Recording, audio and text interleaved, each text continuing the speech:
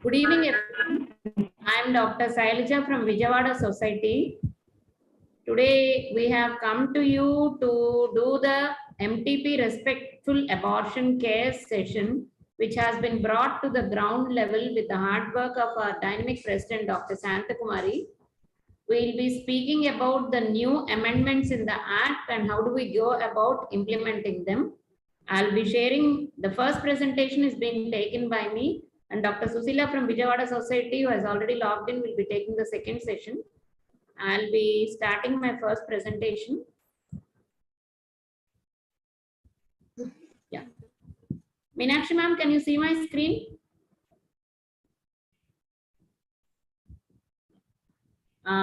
We are talking about the MTP Amendment Act. What amendments were brought about by the Gazette released in September 2021, and what does it mean for us at the ground level? We'll be taking a closer look at what are the new laws and what are the changes in the rules from the previous act which was being implemented until then, and help in dissemination of the evidence. Unsafe abortions in India have led to a lot of mortality, morbidity, and hampered women and girls' full participation in the society. 8% of maternal deaths per year are due to abortions, and unfortunately, this is the third leading cause of maternal mortality rate in India. And nearly 2 out of 3 of the abortions performed are deemed unsafe. And nearly half of pregnancy-related deaths are in women and girls under 25 years. That's a pathetic situation which we have to change. When exactly is abortion considered safe or unsafe? According to the WHO definition, an abortion is considered to be safe when it meets 2 criteria. It is done by appropriate methods and done by trained persons. It's unsafe if neither of these criteria are met, and if only one criteria is met, which is less safe. Ideally, it should be meeting both the criteria of being done by appropriate methods and being done by trained persons. The MTP Amendment Act 2021, safe and comprehensive care is mandated by law. And let us see the salient features of the amendments. What modifications have been brought in the previous act? The modification for vulnerable group of women. In the previous act, MTP was permissible beyond 20 weeks only when it is immediately necessary to save the life of the pregnant woman. In this amendment, the upper gestational limit has been enhanced from 20 to 24 weeks for the special or vulnerable categories of women, which we will be elaborating later. And further, enhancement for birth defects not compatible with life. The gestational limit is not there at all when the medical board gives the consensus that this pregnancy can be terminated. What is the potential outcome of this modification? It has increased the access for vulnerable women to safe and legal abortion services defined by rules committee, including violence victims, minors, among others. Previously, we still remember women going around courts for months together, asking for permission to terminate pregnancy beyond 20 weeks, even when it was in this vulnerable group. Now it has made easier for those women. Previously, the Act had provision for termination of pregnancies with birth defects and congenital anomalies only up to 20 weeks. Now, the upper gestational age limit does not apply in cases of pregnancies with substantial fetal abnormalities, but these have to be diagnosed and confirmed by a medical board. This has increased the access to safe and legal abortion services for those who often seek service laid beyond the legal limit for the termination of pregnancy, but have substantial fetal anomalies. Thus, we are able to reduce unsafe abortions and court cases. Previously, the condition of failure of contraceptive was applicable for only married women or her husband. But now in the amendment, the condition of failure of contraceptive has been extended for any woman or her partner, irrespective of their marital status. This has also increased the access to safe and legal abortion when any woman, irrespective of the marriage age. And especially with upcoming changes in legal age of the marriage, an important advancement has been brought by this for increasing access to safe abortion. There has been insertion of new clause for strengthening the privacy of the woman. In previous act, the MTP regulation 2003 mentioned that information should not be disclosed except under authority of law. But there has been a new insertion in the law in 2021 stating that the name and other particulars of the woman whose pregnancy has been terminated shall not be revealed except to a person authorized by any law for the time being in force. Hence, we have to mention the name of the woman only in the admission register, which is to be kept under lock and key, and nowhere in the document the name of the woman is to be mentioned. This has brought an increase in the privacy and confidentiality of the abortion seekers, increasing demand but need to safeguard the rights and dignity of a woman and provide her respectful, bias-free services, including counseling and contraception. One second, I'm stopping sharing and resharing again.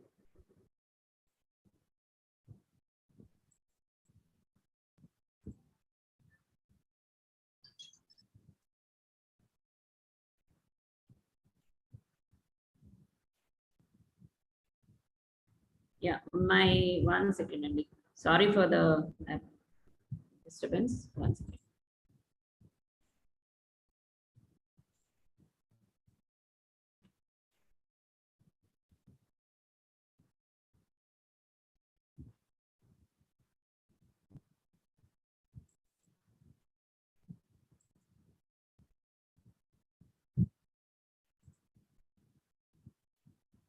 Yeah, I have missed some slides. I'm getting back to my presentation and continuing my presentation. 1 second.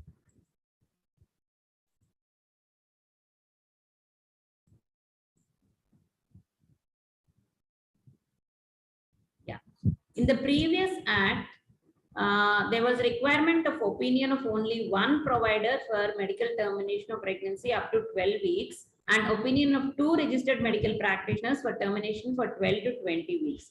There has been a modification in the requirement of the provider in the 2021 amendment, where we require the opinion of only one registered medical practitioner for termination up to 20 weeks of gestation. This upper limit has been increased, and we require the opinion of 2 registered medical practitioners for termination of pregnancy from 20 to 24 weeks of pregnancy. This has increased the number of facilities, especially in public sector like PHCs, where there is only a single doctor available, making them eligible for providing these abortion services till 20 weeks. Previously, MTP was permissible beyond this covered. 1 second. The salient features of the MTP Amendment Act 2021 is it prioritizes confidentiality and safety. Name and other particulars of any woman seeking abortion is to be kept confidential, should not be revealed except to a person authorized in any law for that time being in force. And ground of failure of contraceptive, as I told you, has been extended to woman and her partner, irrespective of their marital status. The rules under that Amendment Act define special or vulnerable category of women who are eligible for termination of pregnancy from 20 to 24 weeks. It defines the norms for the registered medical practitioner whose opinion is required for termination at different gestational ages. And it defines the powers and functions of the medical boards, which are in the process of being formed in all states and mandated to provide timely evidence-based decision for termination. 24 weeks. Video. What are the special category of women who are eligible for termination between 20 to 24 weeks? Any survivor of sexual assault, rape, or incest, women with pregnancy in humanitarian settings like a disaster or emergency situation declared by the government, any change of marital status during pregnancy, like she has become pregnant while the pregnancy is continuing, either she is widowed or gets divorced and she wants to terminate the pregnancy. Any woman with physical disabilities with major disability as per criteria under the Disability Act. any mentally ill woman, including mental retardation, any minor who has asked for termination, and if there is a fetal malformation that has substantial risk of being incompatible with life, or if the child was born with that anomaly, it would suffer from such physical or mental abnormality to be seriously handicapped. All these are the special category or vulnerable category of women who are eligible for termination between 20 to 24 weeks.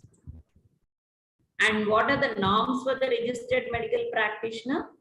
Registered medical practitioner previously was defined as MBBS or more, who has assisted in 25 cases of medical termination of pregnancy, of which at least 5 are done independently in a hospital, or who has completed 6 months of house surgency in obs-gynae, or who holds a postgraduate degree or diploma in obs-gynae, or who has experience of at least 1 year in the practice of obs-gynae.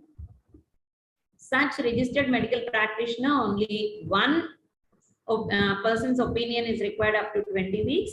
2 registered medical practitioners' opinion from 20 to 24 weeks, but only in the vulnerable or special category group. And medical board opinion is required beyond 24 weeks. Under the amendments, an additional category of provider has been added. For termination up to 9 weeks with exclusively medical methods, which is permitted by Government of India, registered medical practitioner, it is sufficient to have experience in obs-gynae practice at any hospital for 3 months.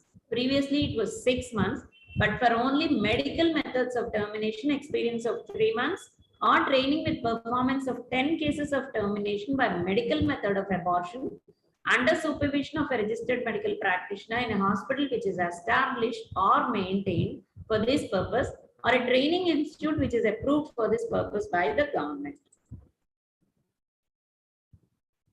Till 9 weeks, experience at any hospital for 3 months, or having done 10 cases of medical methods of abortion under supervision.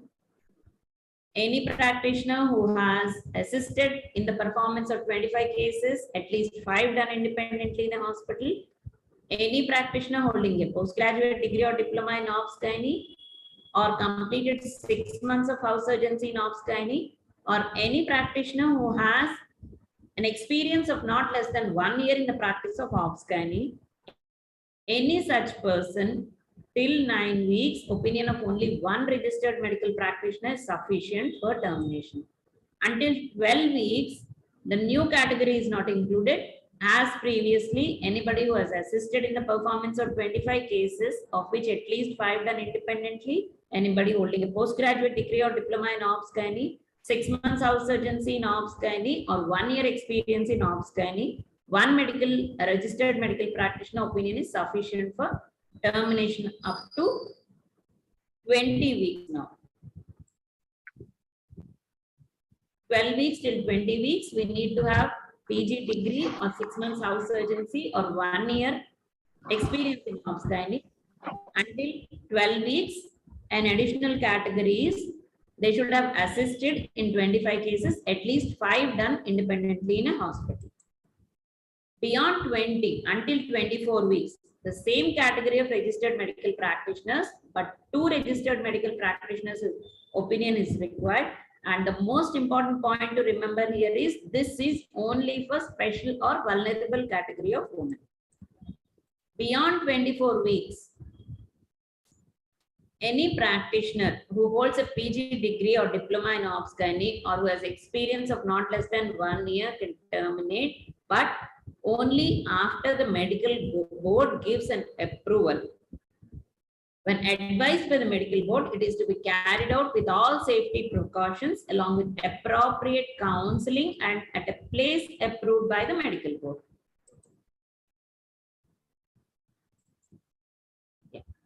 And what is the composition of these medical boards? It comprises of a gynecologist, a pediatrician, a radiologist, or a sonologist. Their function is to examine the woman and her reports who approaches them for medical termination of pregnancy, provide their opinion in Form D with regard to whether they are approving the request or rejecting the request for termination. But this opinion has to be given within 3 days of receiving the request for termination. And they also should ensure that this termination procedure if advised by them, is carried out with all safety precautions with appropriate counseling within 5 days of the receipt of the request.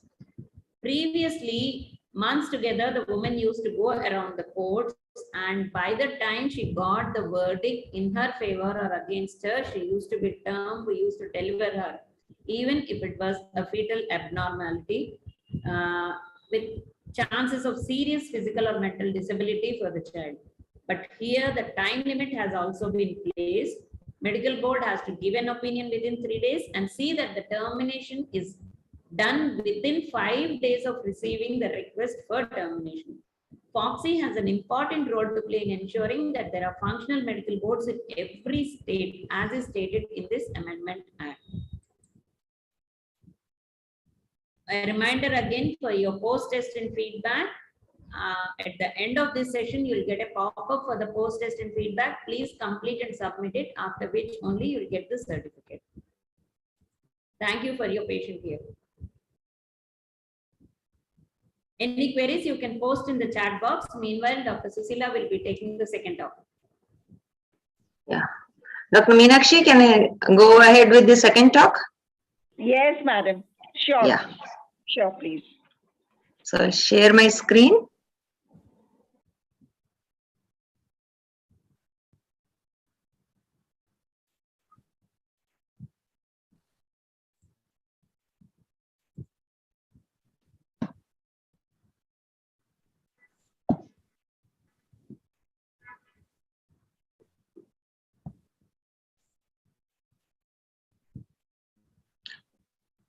So I would talk on the methods of abortion. So in this session, I will talk about the existing guidelines, the pre-abortion assessment, the medical and surgical methods of abortion. So WHO has published many guidelines over the years, like 2012 to 2019, and it is a roadmap for safe abortion.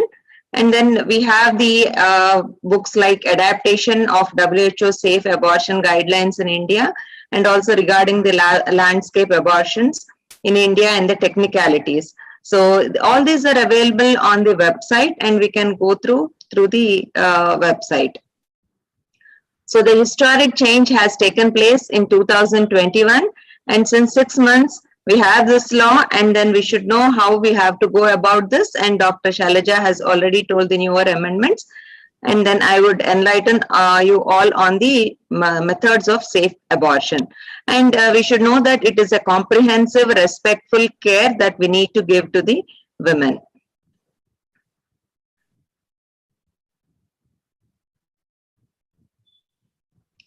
So 3 key areas are there in the management of safe abortion. The first one is the pre-abortion care. The second is the abortion care methods. That is a method we are supposed to follow depending upon the gestational age. And the aftercare and follow, which includes the post-abortion contraception and the effective counseling. So once a woman chooses a method of abortion, so we should be sure that it is appropriate for her. Depending upon the duration, we should go ahead with the method of abortion, that is medical or the surgical. So we need to take the detailed history regarding her, any medical disorder we are supposed to exclude, do the general physical examination and the pelvic examination, and order for the laboratory and the other investigations if and only needed. And we need to do the decision making and basically to help her in the decision making and go ahead with the abortion procedure. And during this process, we should give the effective counseling regarding the contraceptive methods. So we all know that the gestational age is determined by the last menstrual period or by the physical examination. It is a pelvic organ till 12 weeks and midway between the symphysis, pubis, and the umbilicus at 16 weeks reaches, it is at the level of the umbilicus by 20 weeks. And there are the limitations when we go ahead with the uterine size, that is a physical examination is it does not match to the gestational age in case of uterine fibroids, uterine malformations, multiple gestation, and in case of obesity, difficult to feel the uterus. And in case of inaccurate menstrual dating, molar pregnancy also, there are limitations depending upon the physical examination to go ahead for the gestational age determination.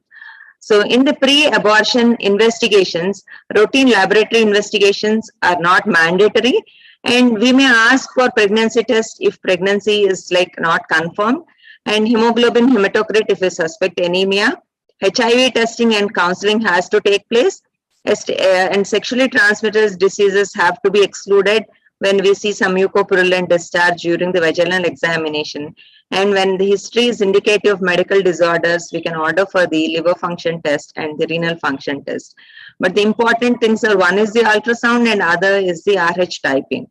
So blood grouping and typing has to be done in cases where we go ahead with the abortion services, because it would affect her reproductive outcome in the next pregnancy. And ultrasound is not always mandatory unless we suspect an ectopic pregnancy or a missed abortion. So in the pre-abortion counseling, we have to talk to her why she has opted for the termination of pregnancy, what are the reasons for termination.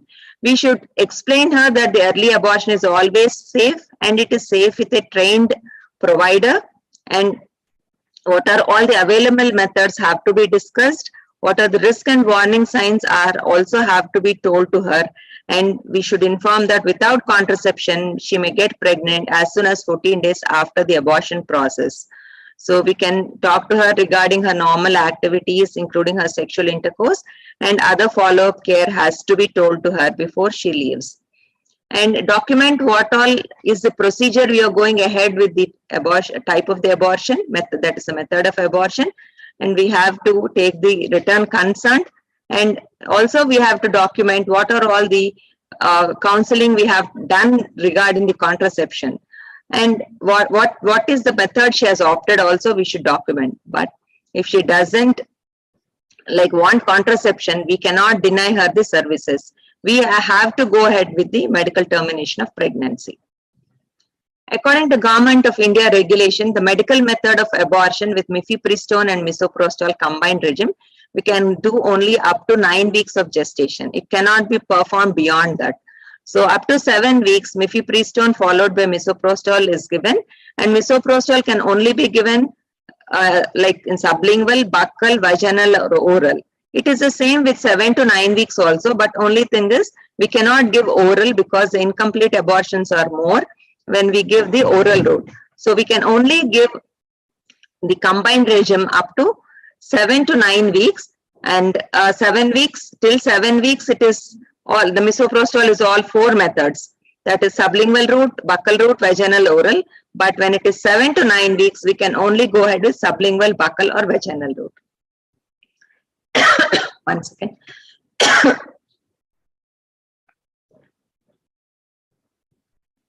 So in the global recommendations, the abortion care less than 12 weeks can be with medical method or the surgical method. Medical method includes mifepristone only, or mifepristone misoprostol regime, or vacuum aspiration is a surgical method. If it is more than 12 weeks, we can go with mifepristone misoprostol regime or misoprostol only regime, that is the medical methods.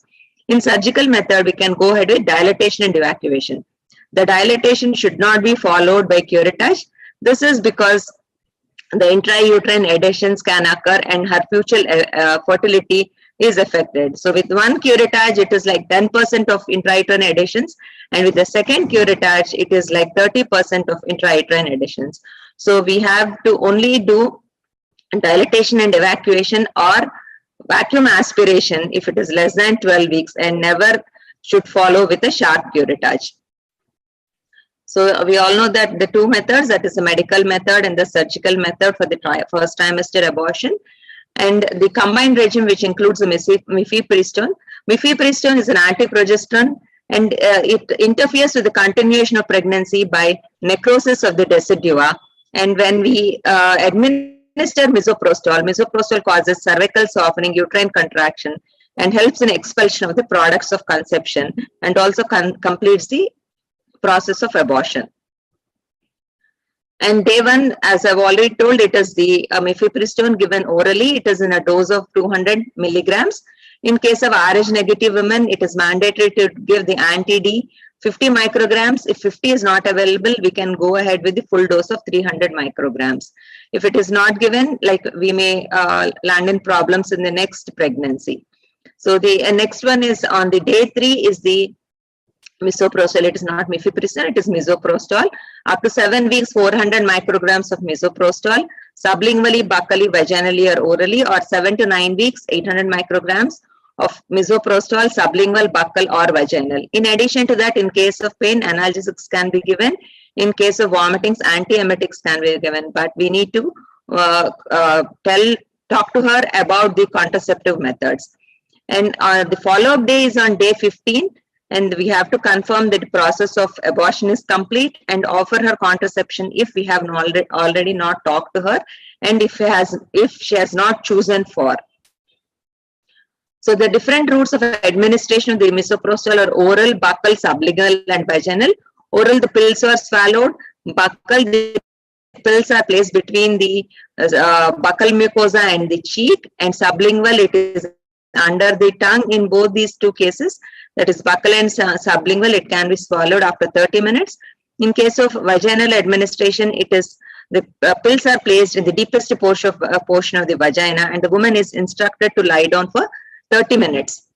And we have to know that the side effects are more in case of oral and sublingual, less in case of buccal and vaginal.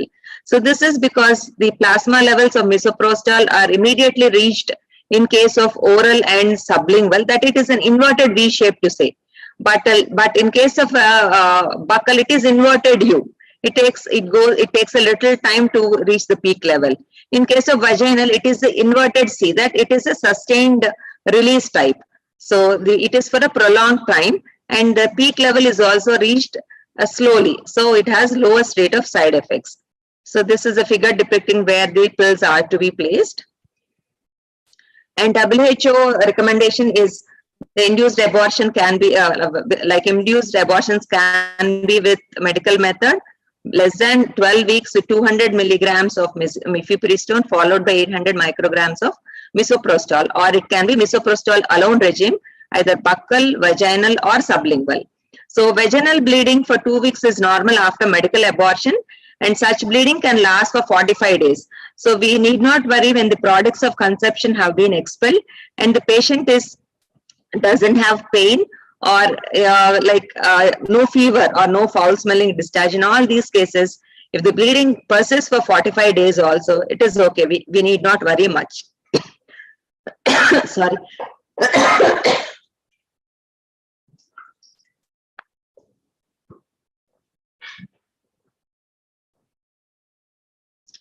So the medical method of abortion can be it should be made available at primary care level, but always we should have a referral system where there are complications to refer to a tertiary center or higher level.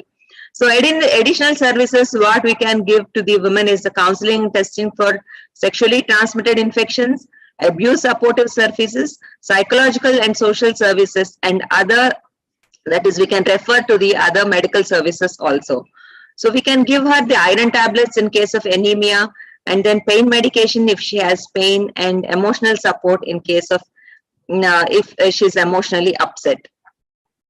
So routine follow-up care is not needed in an uncomplicated medical abortion where we use a combined regime.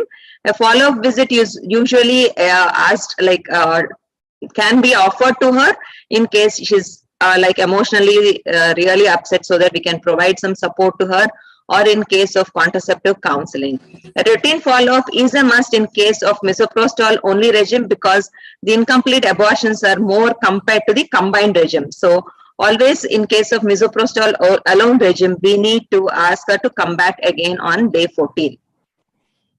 So assess the woman's recovery in the follow-up visit and ask her for any signs and symptoms of ongoing pregnancy, review all her medical records and referral documents, and ask her about the symptoms what she has experienced during the procedure, and physical examination has to be done in case of any complaints, and assess the women's fertility goals, ask her to follow like do a proper contraceptive, thorough contraceptive counseling to her. And in summary, on day 1, we do a physical examination, a pelvic examination, confirm the eligibility, that is whether she is 7 weeks or 7 to 9 weeks. Tablet mifepristone 200 milligrams is given, and in Rh negative women, anti-D 50 micrograms is given. And we ask her to come back on day 2, and we are supposed to give her the contact address, phone number, and where she has to come back in case of emergency, that is in case of warning signs, and ask her to record the experience and her side effects on the MMA card. And 3% of the women, the abortion process is complete without misoprostol, but we need to complete the schedule with the misoprostol. On day 3, that is the second visit, the misoprostol is administered, and we should ask her to be in the emergency room or the casualty for 4 hours. And in case of pain, ibuprofen 400 milligrams can be prescribed, and contraceptive counseling has to be done. And hormonal methods can be started on the day 3, either oral or injectable. And we have to tell the woman that the bleeding period is around 8 to 13 days. The possible side effects have to be told her, like nausea, vomiting, diarrhea, headache, fever, dizziness. And then in case of excessive bleeding and more than crampy pain, fever, foul-smelling discharge, she has to report back. And she has to report back also if there is no bleeding. That is failure of medical method of abortion. And 75% of the women, they abort within 4 to 6 hours. That is when they are in our casualty room. The process of abortion is complete in 75% of women. And on day 15 or the 3rd visit, we have to confirm the completion of the abortion. Again, talk to her regarding the contraceptive options, and then we have to tell her that if she opts for sterilization, she has to come after the next cycle, and tell the woman that the return of fertility will be in like 14 days after the process of after the completion of process of abortion, and she has to report back if she has no periods within 6 weeks after the misoprostol is administered. And ultrasound has to be done only if we have a doubt that the process is not complete, or that is if she has any problem like bleeding, etc. We may go for an ultrasound, but it is not mandatory. And like if the process seems to be complete, then there is no need to go ahead with the ultrasound. So in case of pain, the verbal support is important. We need to be respectful. We need to be not judgmental.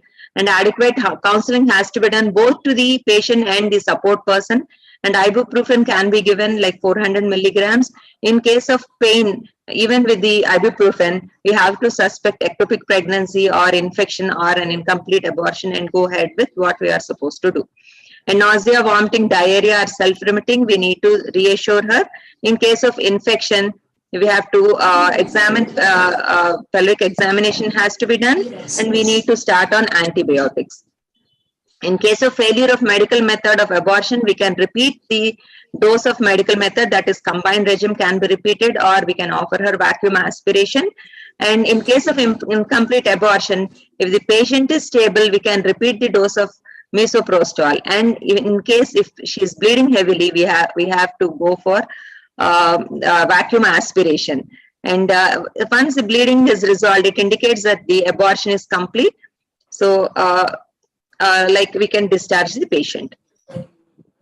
So in case of excessive bleeding, that is bleeding more than like 2 pads in 1 hour for 2 consecutive hours, she need to report her to the casualty. We need to ask her to report to the casualty. And if bleeding decreases by the time she comes, we can monitor her, and once she is stable, bleeding has decreased, we can discharge her.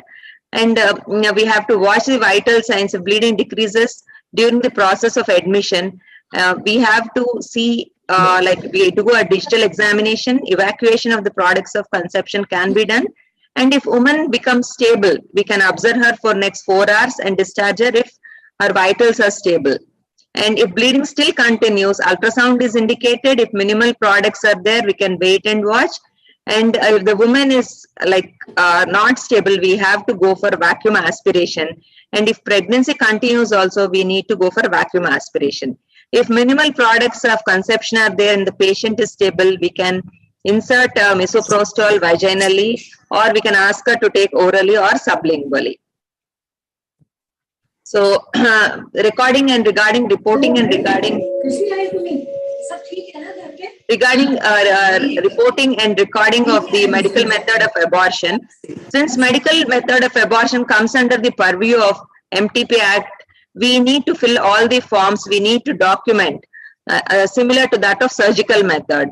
So Form C is the consent form, Form 1 is the RMP opinion form, Form 2 is the monthly reporting form, Form 3 is the admission register, and Form E, which has been inserted in the MTP Act 2021, that is from 20 to 24 weeks, is the Form E, which is supposed to be filled by the RMP. So Form C, Form 1 and Form 3 are to be under lock and key with the practitioner, and Form 2 has to be submitted to the district authorities every month. So coming to the surgical method, vacuum aspiration is the recommended technique of surgical abortion up to 12 weeks, and WHO recommends it to be the safest method, and the procedure should not be followed by sharp curettage. As I told, it causes the intrauterine adhesions, like 10% with the first curettage and 30% with the second curettage. And this is the handheld vacuum aspirator, and then it functions with the principle of aspiration of the products of conception with the negative pressure, because it creates a vacuum. And this even it does not require electricity and can be used in low resource setting, and it like cannula has to be attached to the aspirator, and the size of the cannula corresponds to the weeks of gestation. That is 8 mm cannula for 8 weeks and 10 mm cannula for 10 weeks. And this is electric vacuum machine. We generally what we use in our operation theaters during the cesarean section to suck the amniotic fluid, and also during the vacuum deliveries. And it needs electricity, so may not be used in the low resource setting. And with the correct cannula, we can with the correct size tubing, we can use for aspiration of the products of conception. So cervical priming is mainly important in case of an nulliparous cervix and in case of a scarred uterus. And cervical priming helps to make the cervix soft and easily dilatable. And the recommended methods of priming are oral mifepristone 200 milligrams. This has to be given 24 to 48 hours prior to the procedure. Misoprostol can be given 400 micrograms sublingually or vaginally 2 to 3 hours before the procedure. Or laminaria can be inserted 6 to 24 hours intracervically prior to the procedure. So the pain management can be non-pharmacological or pharmacological, and mainly it reduces the anxiety in the patient and makes her comfortable. And the non-pharmacological pain management is basically the psychological support, and we have to do the procedure gently, smoothly, and in between we can ask the women to relax and breathe deeply. So coming to the pharmacological management, anxiolytics like diazepam can be given, general anesthesia can be given for cervical dilatation, paracervical block with lignocaine, 10 ml 1% can be used, and also 400 to 800 milligrams of ibuprofen can be given before 1 hour before the procedure.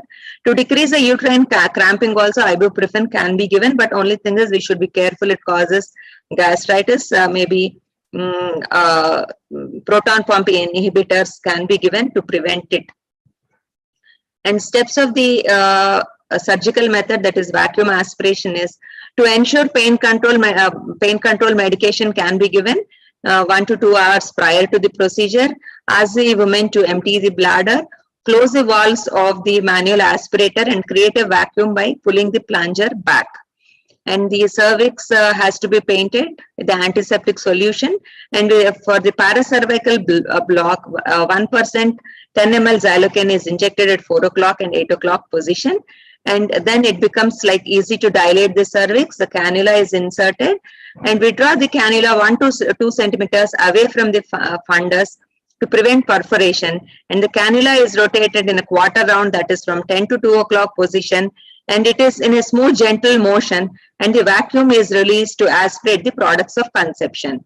How do we know that the uterus is empty? This is by red or pink foam and in the cannula, and there is no tissue passing in the cannula. And other thing is the gritty sensation over the surface of the uterus. The cervix grips over the cannula and the uterus contracts around the cannula. And this is when the uterus is empty. Inspect the tissue and proceed with the contraception. And the whenever it is like the choice of IUCD, we need to insert the IUCD. And the instruments, one second. Stop it, Mana.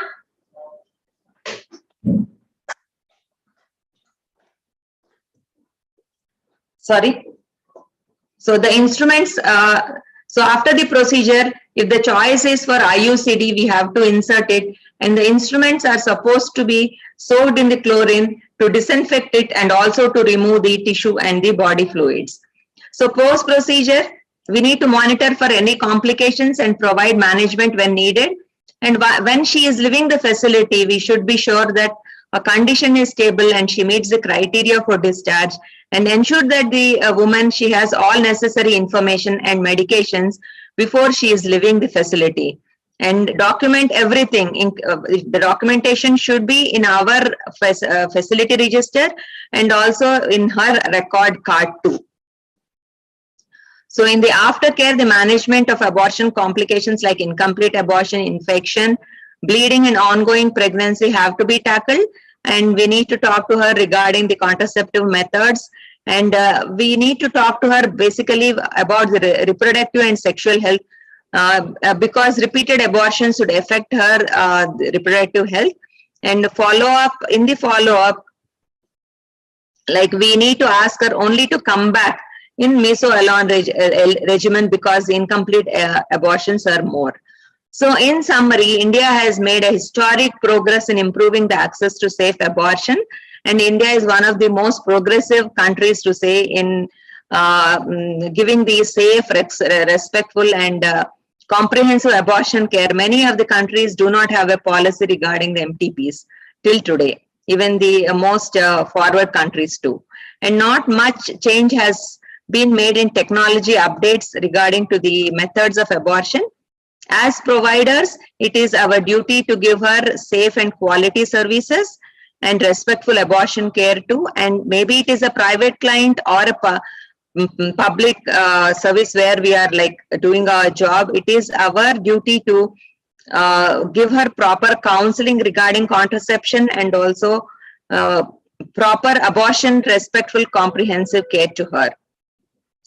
So thank you for the opportunity and thank you for the patient hearing too. And thank you, Dr. Meenakshi. So this is the end of my presentation. Yes. Excellent presentation, Dr. Sushila. And thank you. Thank you so much. With the presentation of Dr. Kiran. Ma'am, any questions or interaction? Questions we leave to the chat box, and can we? Sure, ma'am. Sure. Okay. Sure. Okay, so we could go ahead with the presentation of Dr. Kiran.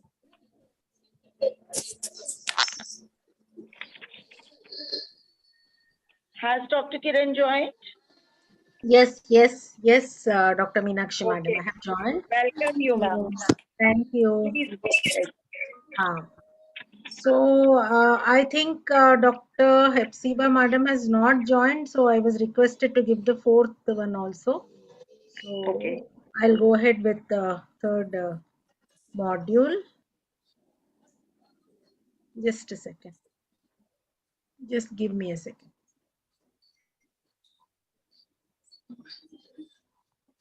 Good evening, Kiranmay Madam. Good evening, Shailja. Good evening, Dr. Sushila. Good evening, Dr. Kiranmay. I think you are in another program too. So busy schedule. And congratulations to Dr. Kiranmay.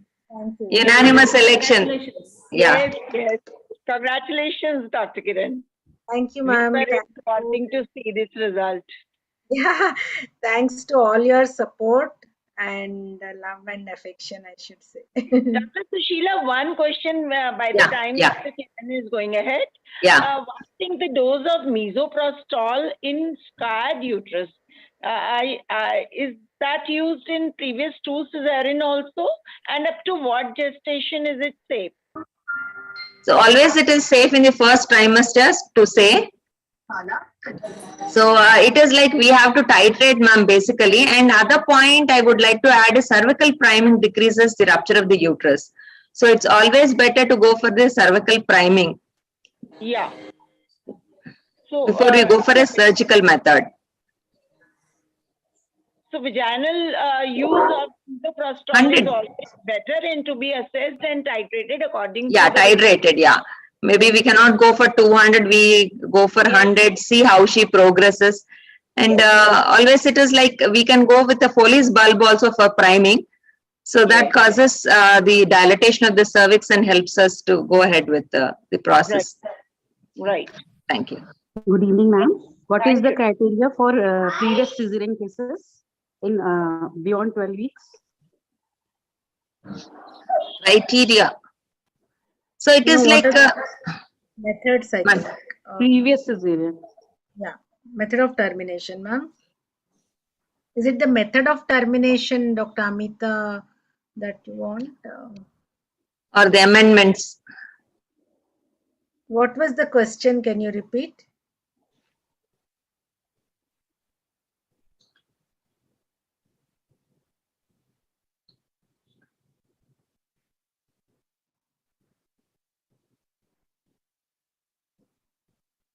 I think she's lost the connection probably.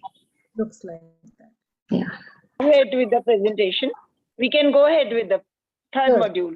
Yes, madam. So, after the amendments, what are the latest amendments and what they do mean to us in practice and in offering abortion care services? Then after the technical update that Dr. Sushila had given, we come to the another important component of the module and of the the name of the module, that is respectful abortion care.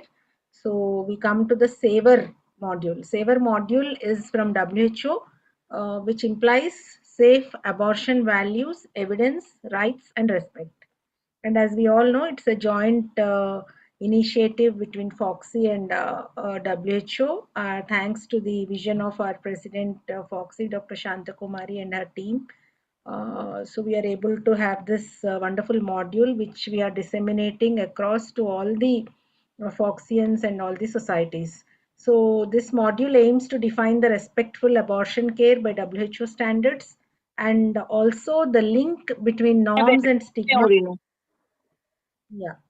And to highlight how the norms and stigma in our society or individually or in the community, how they affect the services and cause prejudices, and also provide the resources for this ever module of WHO for RAC.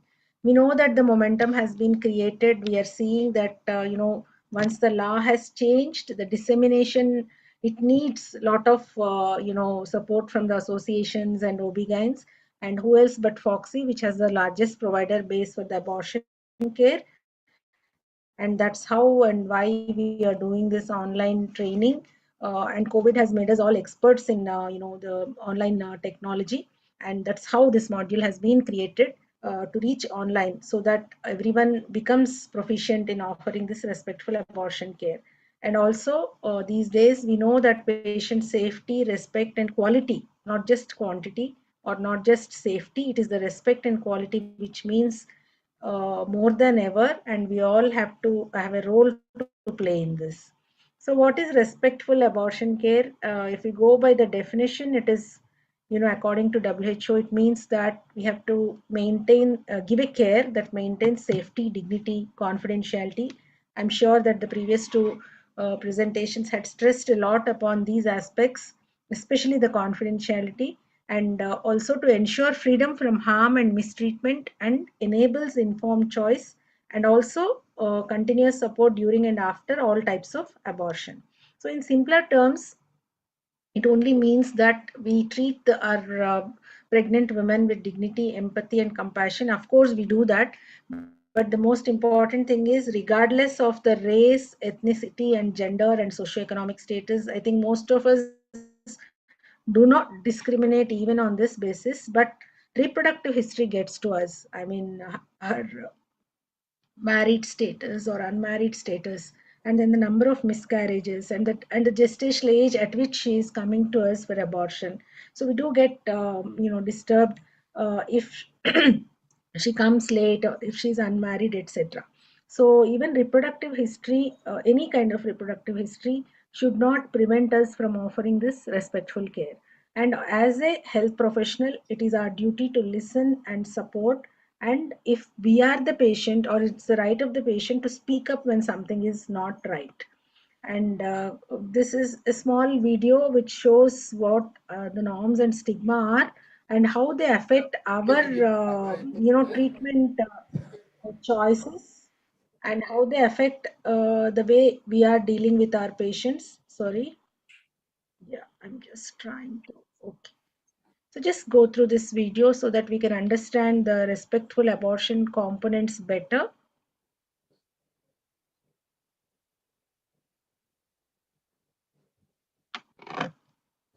Social norms are the unwritten rules of behavior that are considered acceptable in a group or society. Norms can change according to the environment, situation, and or culture in which they are found. What are some examples of there are new social norms that are considered appropriate behaviors like wearing a mask, maintaining social distance, and to wash or sanitize our hands regularly. An example of a social norm that we must follow at all times is to not use profanity in conversation, especially formal or official conversations or when talking to patients, clients. Now let's look at some examples. Boys wear stereotype. Girls and boys can choose to men should be working, strong and nurturing, and stay and make money. Women should take care of children. There is no need for women to examples of norms around sexual and reproductive health of some broader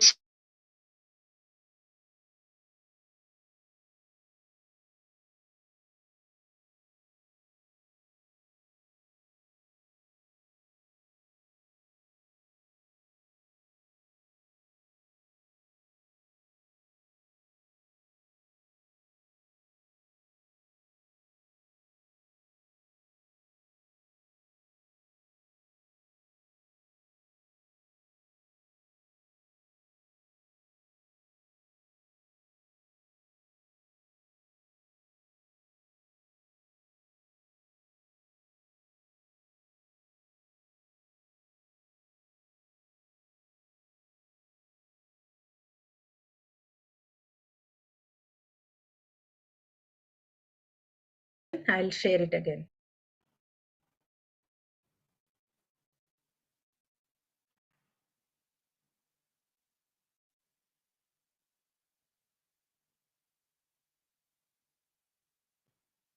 Yeah.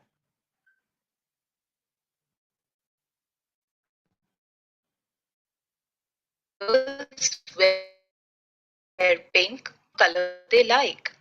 Color has no gender. Men should be working, strong, nurturing, and stay at home. Men should work and make money. Women should take care of housework and children. There is no need for women to own or inherit property. Now let's look at a few examples of norms around sexual and reproductive health. Just as norms around gender are smaller aspects of some broader social norms, norms around sexual and reproductive health also trickle down from certain norms around gender. According to the WHO, good sexual and reproductive health implies that people are able to have a satisfying and safe sex life, and that they have the capability to reproduce and the freedom to decide if, when, and how often to do so. A woman should be married before getting pregnant and having children. Adolescent sexuality and premarital sex are unacceptable and immoral. Women are responsible for contraception. Now we see what is stigma. Stigma can be understood as a shared understanding that a person, a quality, or circumstance is somehow morally unacceptable. What are examples of sexual and reproductive health stigma? A shared understanding that sex before marriage is morally wrong and or socially unacceptable. A girl who uses a contraceptive method is promiscuous and will have problems when she decides to get pregnant. A married woman is more deserving of contraceptives than an unmarried woman. A girl who has had an abortion is committing a sin and brings shame to her community. Having an abortion has long-term health effects, and the woman's health will never recover to her pre-abortion state. Women who have had an abortion once would become habitual and avoid using contraception. It is important to understand that norms and stigma are different from laws and policies. For example, an unmarried girl seeking abortion is considered immoral due to stigma, whereas, as per law, sex selective abortion is illegal in India. In this exercise, we explore how social norms and stigma influence access of reproductive health and rights, how people experience SRH stigma, the impact social norms and stigma have on our actions personally and professionally, and the impact they have on the actions of others, personally and professionally. So the importance of learning about stigma and norms is that because stigma and norms perpetuate the disrespect and abuse. So if we have some kind of stigma or a norm which is not acceptable to us, we tend to have this prejudice, and there can be a failure to meet the professional standards of care, a poor rapport between us and women, pregnant women, and also can lead to a non-consented care, shouting, screaming, which is a verbal kind of a verbal abuse, and lot of stigma and discrimination. And also the health system conditions like public health facilities mostly are overcrowded, which prevents us from offering privacy and also confidentiality. But we need to understand that the rights of every woman are very well deliberated. That is harm from freedom from harm and ill treatment, right to information, and right for informed consent, and right to refuse the whatever choice that you are suggesting, and also right to have respect for the choices that she is making and her preferences, and also right to dignity and quality of care. And also the woman has a right to timely health care and to the highest attainable level of health, and liberty, autonomy, self-determination, and freedom from coercion in the sense, most of the times, if we remember, when we used to offer MTP, maybe even in last decade or 2 decades back, we always used to tell the woman that you have to accept some kind of family planning method, then only we are going to offer you or accept for the MTP. This used to happen definitely, and this is nothing but reproductive coercion, which is not advisable and not acceptable in the present situation. So we come to the domains of the respectful abortion care, which are 12 in number. Again, free from harm and mistreatment, privacy, confidentiality, dignity, respecting the choice of the woman. Respecting the choice is nothing but, she may refuse contraception, or she may go for abortion despite your advice. So we can't do anything except respecting her choices, and also develop soft skills for effective communication, and also giving her all the information, and whatever consent we are taking has to be informed consent. And we have to ensure continuous access to support throughout the procedure, before the procedure, and even after the procedure, and also enhancing the quality of the environment and resources that we are offering equitable abortion care, and providing competent and motivated providers, provision of contraceptive advice, which I will come to in the last module, and continuity of care and counseling. You can see that there is no coercion, there is no your decision or anything. It is all entirely up to the woman. You only are providing support, you are providing her information, you are communicating, you are respecting her choices, you are giving her a lot of counseling, and this is all what we do in the domains, within the domains of the respectful abortion care. Because why this respectful component is time and again stressed is, as you can see, it fits into this present amendments of the MTP Act, wherein now up to 20 weeks we are giving, it is a responsibility of only one provider, because so that leads to the components of counseling, contraception, referral, and compassionate care all have to be done by one provider, and it is more responsibility. So it's all very important to remember these components. And again comes the second segment of the MTP amendment, which is the 20 to 24 weeks extension for special cases. Special women, vulnerable women, are young people, unmarried girls, or survivors of sexual assault, or maybe widows, or survivors of war or conflict, or women who are divorced, or who are having birth defects which are get diagnosed later. So these category 20 to 24 weeks definitely need sensitivity and judgment free timely services, without judging them for coming late, or for being unmarried and all that. So again, so we have to prioritize confidentiality, safety, and respect. And also we need to be mindful of all the socio-cultural aspects, and it's not in our place to judge any woman for coming for abortion, for number of abortions, as well as the gestational age at which she comes and her marital status. So this is another video which shows the guide to avoid stigmatizing language. I'll skip it and I'll just tell you the important points. We keep saying, without very mindful of the words, like terms like abort a child, which should not be mentioned. It is better to say that to terminate a pregnancy. So that's a better word. And female feticide, instead of female feticide, the better word is sex selective abortion. So instead of repeatedly mentioning fetus or child, the products of conception might be the better word. And always remember that abortion is a woman's right and choice, and not your this thing to decide. And don't use the words like you are a would-be mother or parent or father. And always remember, don't mention this fetus as a child, because that will create moral moral obligations or kind of stressful situations. And again, because we have these amendments, we also have to provide abortions after 20 weeks. So don't mention it as late term abortions. So it is better to say it as second or third trimester abortion, or abortion at so and so weeks, number of weeks. And instead of saying that keeping the child, you can say that choosing to continue with pregnancy, and avoid words like get rid of, etc. And and also the number of abortions. We tend to say repeated abortions or recurrent abortions. So the better word would be to say more than one abortion. And always remember, the safe abortion components are 3 P's. It is person, place, and process. So right person, right place, right process, and in it safe, trained, and certified method.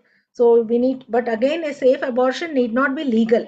So we need to be aware of the safety components as well as the legal components. So an illegal abortion may be safe, but then again, a legal abortion may be unsafe. So always remember the words that be mindful of the language and the words that you are using.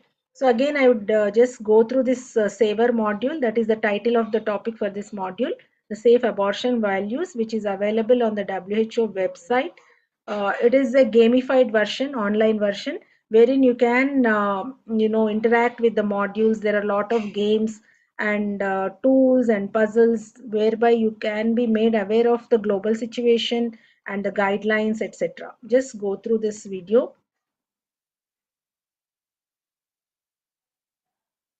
No woman should die due to an unsafe abortion, And when abortion is provided, it should be given in a legal and evidence-based manner with quality, safety, dignity, and respect. WHO has a toolkit on safe abortion values, evidence, and rights, or WHO SAVA, which is a module-based training for doctors, nurses, health providers, program managers, and really anyone to assess our values, address our biases, and learn together to transform our attitudes towards respectful abortion care for anyone who needs it. During the COVID-19 pandemic, we adapted and converted the WHO SAVA toolkit into an innovative, gamified, hybrid version that you can do either in person, online, or as a combination with an expert trainer, or simply by playing one of the standalone games to learn from the comfort of your home. SAVA has 4 modules: Engage, Inform, Explore, and Equip. In the Engage module, participants review recent media stories from the country about gender, unintended pregnancy, the realities of safe and unsafe abortion, and juxtapose these with the global standard definitions. In the Inform module, participants share and discuss background information on SRHR, on safety of legal abortion, contraceptive prevalence, abortion incidence and safety, abortion law and safety, and achieving reproductive rights in the global and regional or local context. In the Explore module, participants will play various games and watch videos relating to gender, safe abortion, preventing unwanted pregnancy, explore social norms and values, and consider how these may be rooted in stigmatizing attitudes or contribute to stigma from a personal perspective.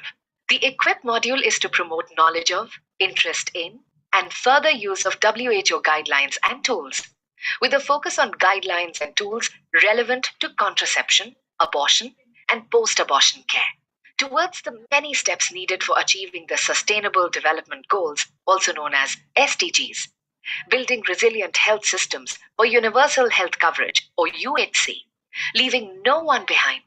We must remember quality and dignity of care matter as much as saving lives. SAVA is our small step towards SDGs, starting with ensuring safe abortion is provided with values, evidence, and rights or respect. So the games are like Cross the Line or Personal Compass. These are the links. I think we can provide it in the chat box if you want. So you can explore them to understand the SAVA module better. So we'll come to the end of this presentation, but before that, there are 2 recap questions.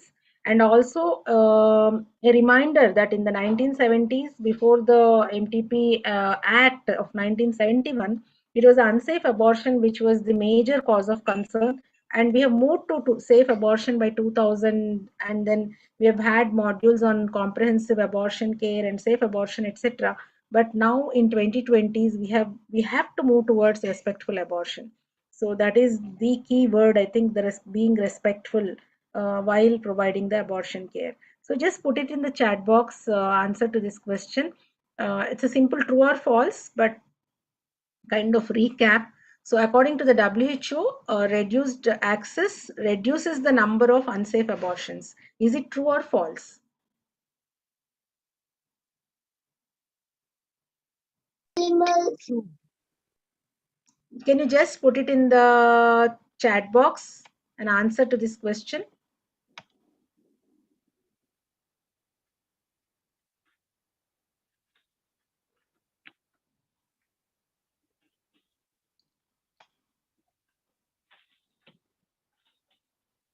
So I need 1 or 2 answers here. True. Okay. So by reducing the access, we can reduce the number of unsafe abortions.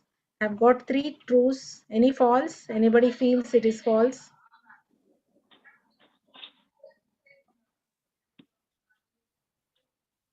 True. Another true. True. Okay. So that's what we initially thought before we underwent this training, and we answered in the pre-test. I remember that it is true, but the answer is false.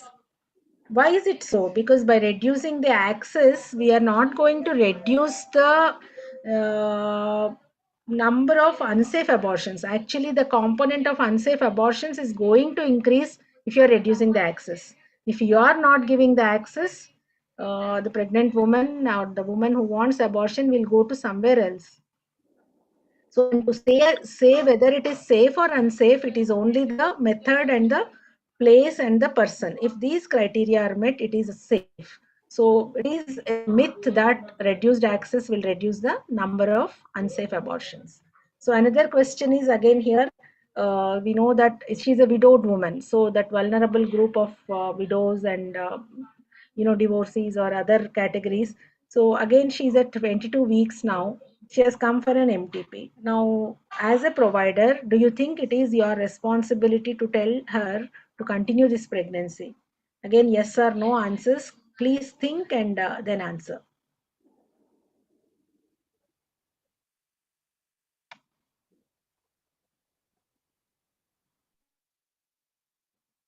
No, no, no. Yes, we are having lot of no's. So let's just see what the correct answer is. It is no, absolutely. You are all right. Because see, there are two or three issues. One is the amendment has made it very clear that a vulnerable group we can extend between 20 to 24 weeks. And also the respectful component says, what does it say? It is not our place to judge or tell the woman. It is only we can give her informed consent about the methods, risks and possibilities, everything. And it is she who decides whether to go for termination or not. So it is not our responsibility. And only thing we have to remember is because it is crossing 22 weeks, 20 weeks, it is two RMPs who have to give consent. That is it. That is the most important part of the law that we have to remember. So I'll end this with this favorite ending slide. In India, abortion is legal, and as Dr. Sushila was telling, it is liberal and one of the most liberal acts ever in this world. But now let us pledge to make it safe and respectful. With this, I'll just stop sharing. Any questions in the chat box or any comments? Yeah, thank you. I just stopped my video because I was losing my internet connection.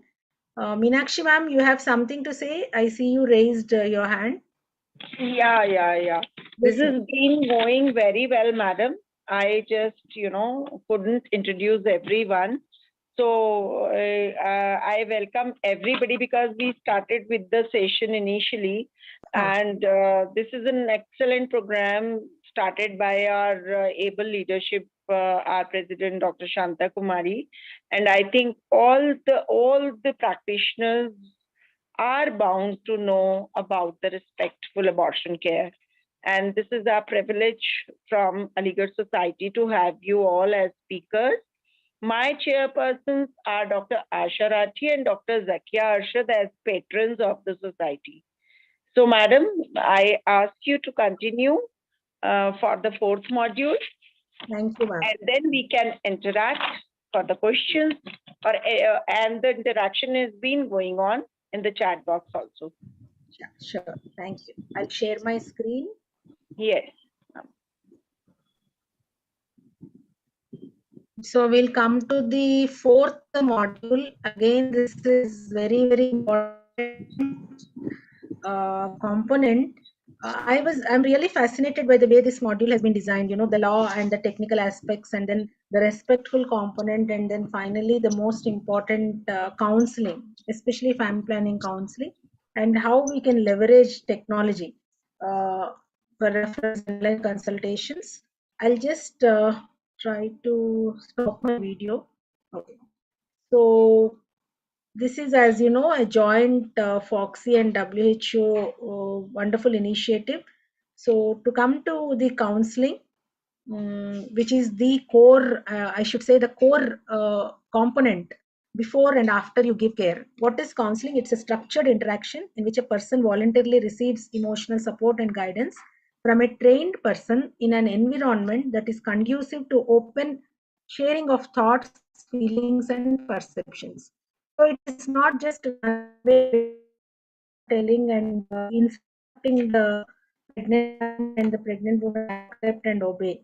It is both ways. You are listening, you are talking, and the pregnant woman is sharing her thoughts, concerns, fears, everything. So that's what exactly counseling is. So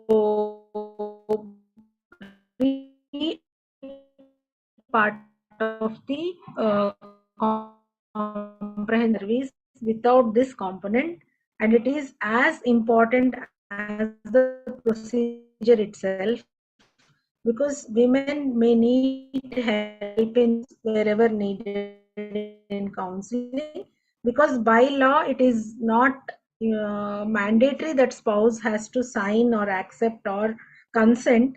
Though we do have a lot of doubts and fears and apprehensions that whether we involve the spouse, because if we say that spouse has to be the guardian of the woman, this correct decision or choice, it's up to her to decide about what she has to do with her spouse has to accept before this woman goes for any procedure is just against human rights. I do and we do understand that there can be a lot of social constraints happening, and don't insist for the consent of the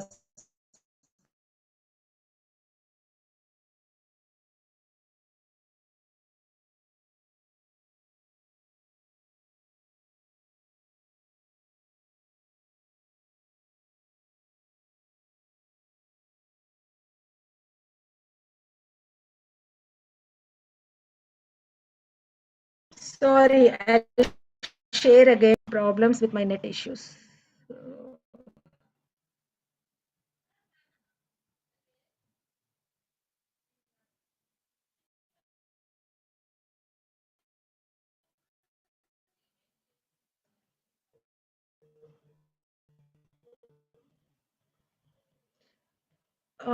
Am I audible, ma'am? Yes, Hello? now it's clear, ma'am. Now it's clear. Yeah. Yes, Okay. yes, Yeah, yes, I'll yes, continue. you are audible. Counseling, what does it do? It helps the woman to decide about the termination of pregnancy and also what method she can choose, and also ensures the delivery of complete information about the procedure, because you are helping her in the by counseling about the method, and also finally helps the woman to adopt a contraceptive method, which is most important. But you are doing it without coercion. Always remember that you are not going to force any method upon the woman without her free choice. So the pre-procedure counseling, the principles are again the same thing: ensure privacy, confidentiality, be non-judgmental, be sensitive, establish rapport, use simple language to allow the woman to clarify her doubts, and finally, after all this, if she has made up her mind for termination of pregnancy, you assess her for the procedure. And what about the peri-abortion family planning concerns? You have to tell the woman and the spouse that there can be a quick return of fertility, and also even if they are not considering using spacing, it is better to advisable to give 6 months of gap before next pregnancy. And this is an opportune time for contraceptive acceptance because of abortion, and also stress upon the health benefits and better future pregnancy outcomes. And we all know that 90% of abortion related mortality can be prevented by ensuring contraception, and contraception is the best preventive strategy for pregnancy related morbidity and mortality. We all know this, but at the same time we cannot coerce or force whatever method we feel is right. So when do we start this pre-abortion family planning counseling? Ideally it is at the first visit or consultation, uh, except that when the couple or the woman is suffering from grief because of the abortion process, then we can delay it and postpone it to the post abortion time. Again, counsel regarding the return of fertility, which can be as quick as 10 days to 4 weeks. Help her with the choices, what are all the different choices that are there, and also ahead and do the method specific counseling. And once she has made up her mind, also advise regarding the high risk behavior wherever it is applicable. But the key point here is, if she is not willing for any contraceptive method, you are not going to refuse the MTP. Remember this. This is very important. You are going to counsel her, but if she is not accepting, you are not going to refuse the MTP. And but try and counsel her after the procedure. Again, after the procedure, if she is not willing, you are going to do the same in the follow-up in a week's time and continue the counseling. Then what are the suitability or the prerequisites or general guiding rules for offering the contraception? You have to ensure that abortion process is complete. There is no coexisting infection, and there is no injury to the genital organs. And also, if she comes a little bit late, rule out the fresh pregnancy chances also. And now in the post procedure counseling, you continue the post abortion care and precautions, contraception, and also how to continue the use of contraceptive method if she has chosen. Now again, the principles are privacy, confidentiality, reassurance, repeat the information about post-procedure care and danger signs. Then coming to the post-abortion, we have come to the post-abortion. Now once she has come to you and already opted for any method during abortion process or immediately after the abortion process, what you do is appreciate her and give her immediate care, whatever the method, if it is IUCD or MPA, and ongoing care if it is a method like oral pills, and have a good follow-up protocol and continuity and cards, etc. And if she's not yet decided and not accepted, you're not going to judge her. You're going to allay the anxiety, and again stress upon the importance of immediate adoption of contraception method, and also that tell her that she can have an extended period of adoption also, involve the couple if that is the problem, and also finally educate regarding the use and misuse of emergency contraception pills. Coming to the different methods, what we can choose post-abortion, the simplest and most easy methods are the condoms, and couple can use as soon as the sexual activity is resumed, either first trimester or second trimester. And the benefits we know, especially against STIs, and it is a method which is enables men to take responsibility of contraception when compared to the other methods. Then coming to the important method of IUCD. IUCD is a long-acting reversible contraception which is slowly replacing the permanent method, because it can have a long-term action of 5 years to 10 years, and it is highly effective, and we can combine it with both first trimester and second trimester abortions. If it is first trimester abortion, surgical abortion method, you can either insert it immediately, because once you know that the process is complete, if she accepts it before, or if she wants to take time, you can offer it up to 12 days after completed surgical abortion. Suppose if it is a medical method, it has to be inserted around day 15 of the process, that is 3 days of medical abortion and 12 days after the procedure, and you have to ensure the complete POC expulsion and other infections and other contraindications. Whereas for second trimester, again it can be inserted either immediately or after up to 12 days after the procedure is complete. But the only hitch is here, it has to be a doctor, and the doctor has to be PPIUCD trained for second trimester PPIUCD insertion. Whereas for the first trimester, it can be doctors or even ANMs or nurses who are trained, and by trained doctors, especially after the medical method of abortion. Again, one of the important issues with this, the benefits with this issue is it is highly effective and with no hormonal side effects. Then coming to the hormonal methods, if the pregnant woman has chosen to go for contraceptives, you check the medical eligibility criteria on WHO. Give it immediately after the first trimester abortion, or at least within 7 days. If she wants to take time, it can be within 7 days after a surgical abortion. With medical method, it can be offered on day 3 along with a dose of misoprostol. Again, if she doesn't want to accept, you can choose to give it on day 15 of the process after confirmation of the completed abortion. Whereas in the second trimester, again it can be given immediately after the abortion, or you can take time up to 7 days after abortion. We all know the benefits of non-contraceptive benefits of hormonal contraception. I'll not go into it, but I would like to stress upon this method, that is long-term injectable, that is medroxyproline sector under the program of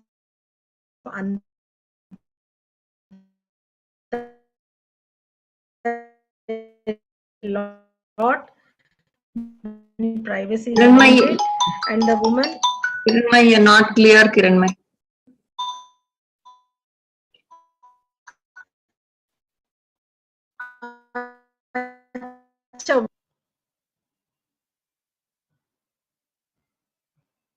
Am I audible?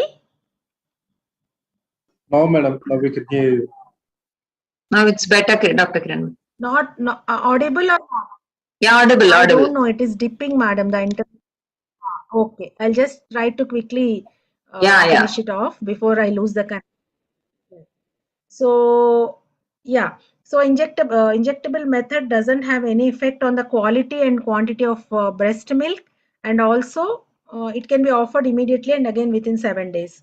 Female sterilization first trimester we can do concurrently or up to 7 days, both minilap and laparoscopic sterilization.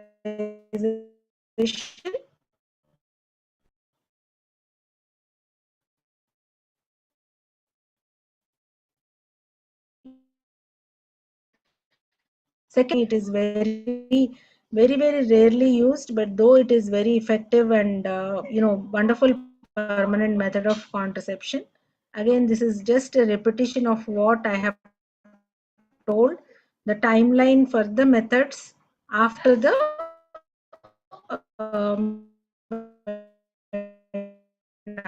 other technology, how you can loop in these into your practice with teleconsultation,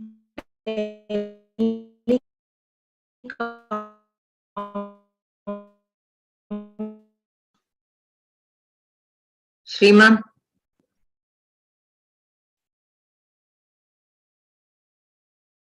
Shrima. Yes, Yeah, I think madam has lost the connection. yes, ma'am. I think last 2 slides, Dr. Meenakshi, to go. Madam is there, madam, actually.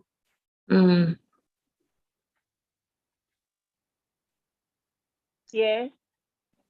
Yeah, this is like leveraging the technology like teleconsultation, tele-counseling, tele-guidance, and tele-reference. This is using technologies for providing counseling and services.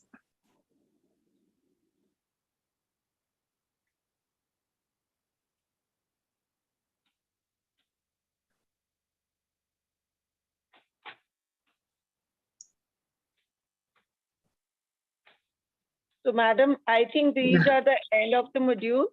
Yeah, almost 1 or 2 slides, except that we have finished the total presentation. Okay. Yeah. Let me just complete it.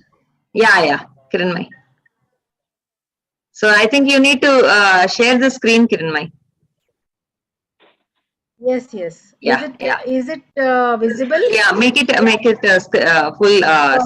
full screen. Yeah.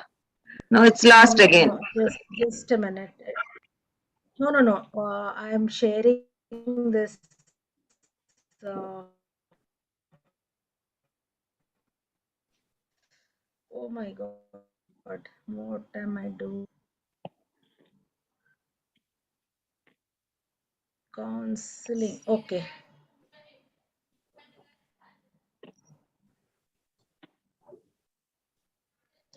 Is it visible? Yeah. Now it is. Hello? Yeah, it is visible. Yeah. So only 1 or 2 slides are there. Yeah. Only thing is the online portals can be used to confirm your diagnosis and also assess the contraceptive needs. You can use video conference or Zoom method for completely physical consultations into hybrid also, like make 3 visits of MMA into 1 visit. These are all the advantages of the technology. So finally, to conclude,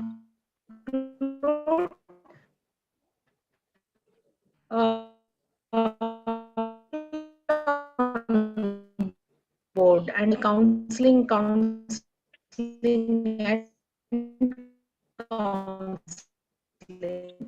and CAPT method in the post-abortion period. Use technology as far as possible, and key can be done both online and offline. So please complete the post-test, and which will be, link will be shared, I think, and give your feedback. Thank you for a patient hearing, and sorry for the technical glitches and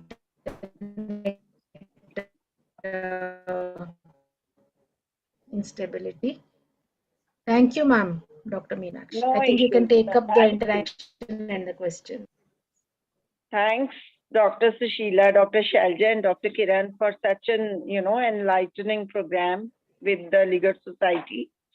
I have 2 questions. We'll go for quick interaction. If other people are also having questions, they will also follow. 2 things I want to know is from Dr. Shalja. Forms, if you could tell us again, that which forms are to be kept confidential in secret, and which is to be submitted. You said Form 2 is to be submitted, and Yes, the rest ma'am. of the forms are to be kept. Please just highlight this again. Yeah. Form C is a consent form. So Form C needs to be filled by the woman herself. If she is a minor, then the guardian has to sign along with her. So it has, upper part is for the majors, the lower part is for the minor, that is for the guardian. So the guardian has to sign along with the minor. That is the Form C. So Form 1 is the RMP to be filled, that is registered medical practitioner, and it is below 20 weeks. So from 20 to 24 weeks, it is Form E to be filled. And then next is the Form 2, which is to be sent to the district authorities. And Form 3 is the admission register. So we need to fill all the 4 forms, and 3 forms, that is Form C, Form 1 and Form 3 are to be kept with us. And Form 2, which we send to the district authorities, it doesn't contain the name. And other thing is, nowhere we can write the name of the patient. No detail has to be put. It is only the actual number, serial number, which we give her, either on the OP card or on the IP card. We cannot write her name at all. No details to be put. We have to be so confidential, give her privacy. Okay. So we were till now not doing this. Now we will start doing all these practices. Number 2 is already doctor has told, for medical abortion, it is very difficult to, ask patient to make so many visits. Usually we are ending up with 2 visits. First, by providing the counseling and giving the method, and the day 14 visit, which we are assessing whether it is complete, incomplete, or any other complication. In between, yes, we are telling that if she has some problem, she should visit. So is that okay? That is okay, ma'am. That is okay. First and second visits are a must. Third visit, depending upon her condition, we can ask her to, usually not needed. But in case, like, if she can come better, we make sure that all the process is complete. But in teleconsultation, out of the 3, 1 is important, mainly to exclude ectopic pregnancy. Right. Okay. By manual examination. Right. Ma'am, is the consent of husband necessary for doing MTP in a married woman? Ma'am, nowhere the husband's signature is needed to say. Neither for MTP, nor for a cesarean, nor for a tubectomy. It is only the woman. It is only the woman. But the crux in this is, we are giving the consent form, that is Form C. Form C doesn't, like, we do not need any other person's consent. But the procedure form, that is the medical method or the surgical method, we have a separate consent form for the procedure, right? For the procedure. There you may need to take, depending upon the situation. Because we have a column for the witness, right? Relative witness. Yes. There we can. But on the form, there is no need to say. Ma'am, because recently I was caught, I had the inquiry from police in the 2 cases, like मेरे पास दोनों की signature थे, husband and wife went to the police station and she said that the abortion has been done forcefully. So we had the signature of both the husband and wife. So that in that way I was saved. That's why I'm asking that whether it is No, ma'am, if it is in the consent form, basically she cannot go to court. Form C is under lock and key. Once she signs, she has to abide by it. That's it. And It is she's a forcefully. married woman, she's a major, then I think is enough. Yeah. Even in minor, if a guardian cites, that is also is okay. The guardian, and then in the newer act, it is made easy to say a guardian can be a boy, including a boyfriend or one of their relatives who can support throughout the process. It is not like only father has to sign or a mother has to sign. Nothing of that sort. Any major who can support her during the process is a guardian. Okay.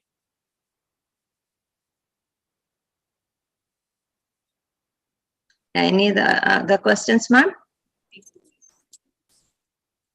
Ma'am, one more question. Yeah. I'm repeating the question of Dr. Meenakshi. Form C is to be filled by guardian and patient. Form A is to fill by RMP. Less than 20 weeks pay Form A. Form E. Form E. Form 20 Form to E. 20 to 24 is Form E. Form E.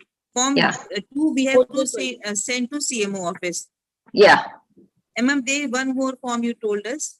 Form 3 is the admission register what we have with us. Okay. So better is that we keep an envelope for Form C and the Form 1, that is the RMP form, that is what we sign. Both have to be kept in an envelope and attached to the admission register. And it should be under lock and key. And Form C has the name and details. Form admission register has name and details. Yes, ma'am. The registered medical practitioner, other 2 forms, they usually don't have the details. Yes, ma'am. Yeah. Okay, ma'am. Thank you, ma'am. Any other questions?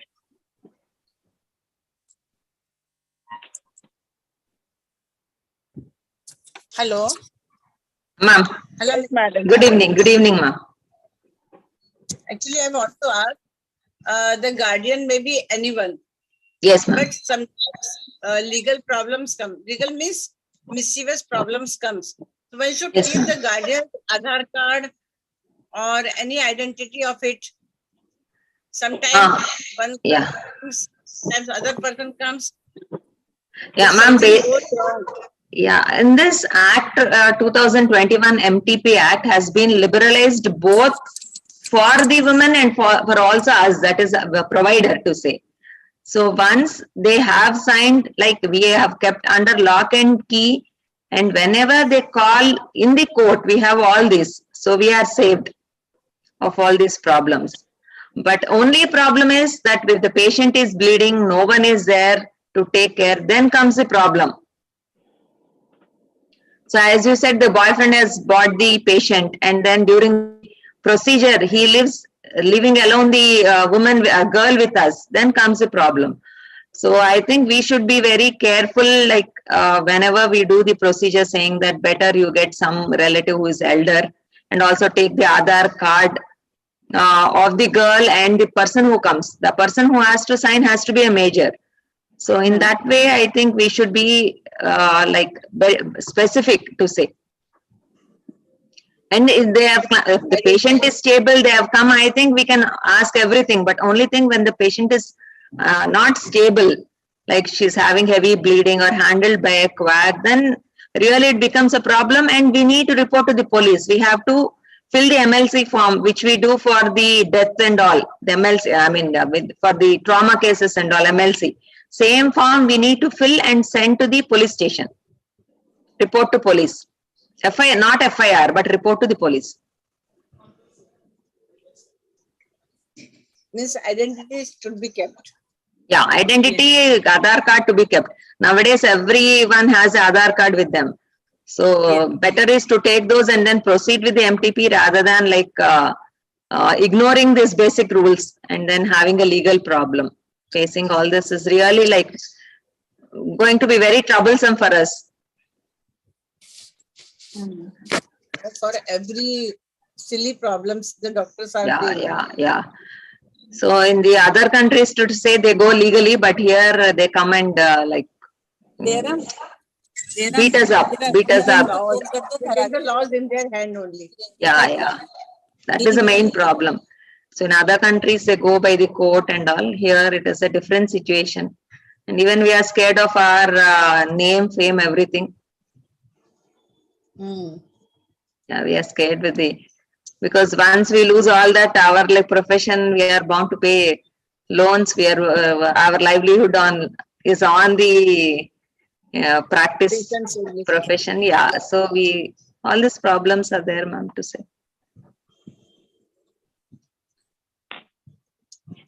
Really so ma'am, now we will get a link to fill the, feedback. Yeah.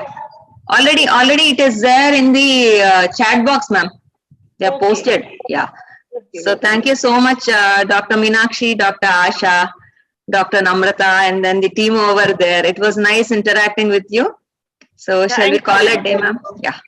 Thank you so much. Nice. Thank you. Thank you so much. Thank you. Yeah. Bye-bye.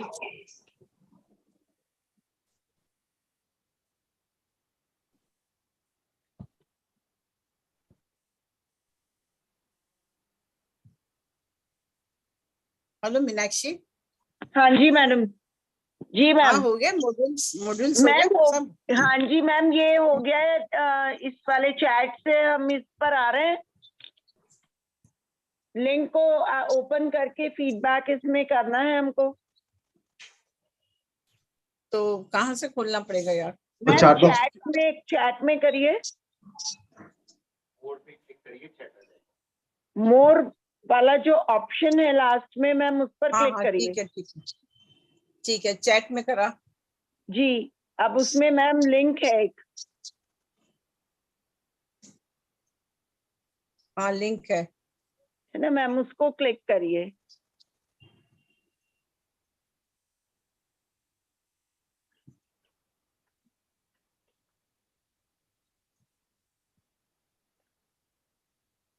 बहुत ही अच्छा बताया यार ma'am. ये भी हमको सारे जो forms and वो सब चीजें we will have to update ourselves. Yes, we have to discipline ourselves first. Yes ma'am, इसके लिए एक हम लोग अपना लोकल कर लेंगे वेबिनार। हाँ लोकल। काफी एनलाइटन हुए हैं आज हम। सॉरी थोड़ा लेट हो गई थी मैं। और नहीं मैम, इनिशियली कुछ थोड़ा डिस्टर्बेंस भी थी। वी वर नॉट गेटिंग कि कैसे होगा। मैम ये जो फॉर्म्स के रिगार्डिंग थोड़ा सा डिस्कशन हो जाए तो ठीक रहेगा। हाँ अनुराधा, हम लोग करेंगे। Okay ma'am, thank you.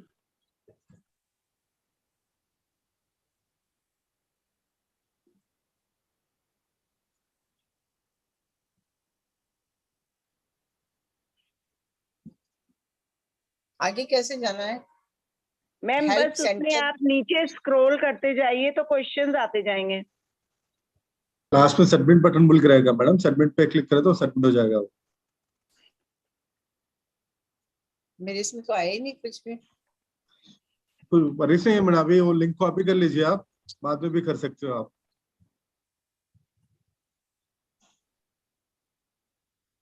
अभी तो सब लोगों के हेल्प से हो जाएगा, बाद में होगा ही नहीं।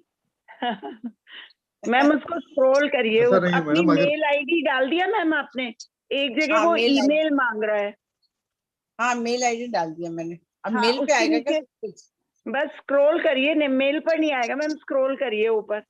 यस आ गया। अरे वाह, वेरी गुड टीचर मीनाक्षी। अगर जो भी सबमिट भी नहीं करें मैडम, फिर दोबारा मेल करेंगे लिंक के साथ, फिर से दोबारा आपको करना पड़ेगा, वैसा है।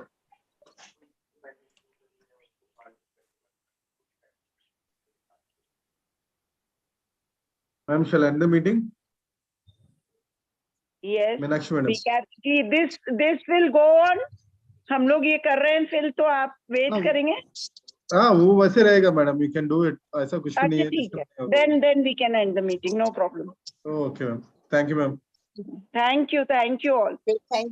Thank you everyone. Thank you ma'am.